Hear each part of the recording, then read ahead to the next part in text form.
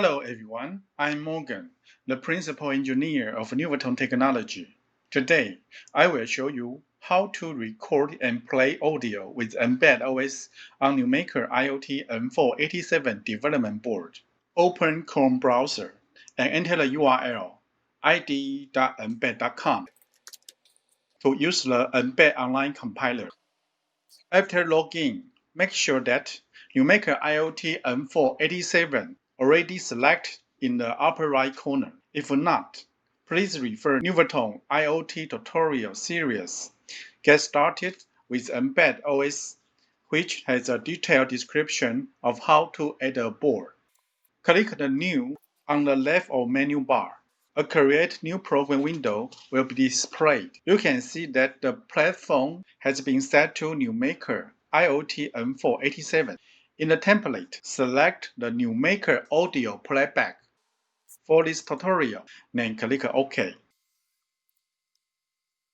Now, you can see that the sample code has loaded on the page. The sample code has three functions.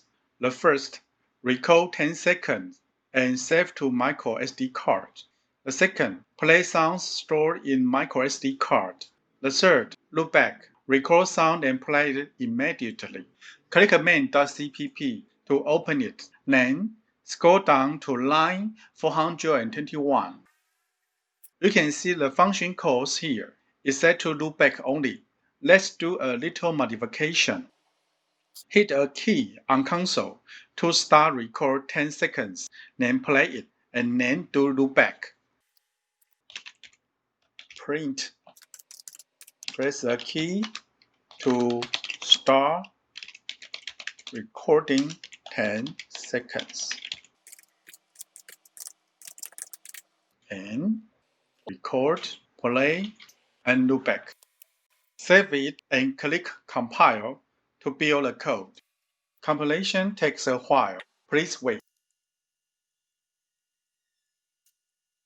After the compilation is completed, success will appear in the compile output window. The browser downloads the binary firmware file directly after successful compiling. It will be saved in a default download folder. In Chrome, you can click Download File and select Show in Folder. Please plug an earphone commonly used for mobile phone in headphone jack on NuMaker IoT-M487 board. For demonstration, we use a headphone splitter cable to connect a microphone and a speaker.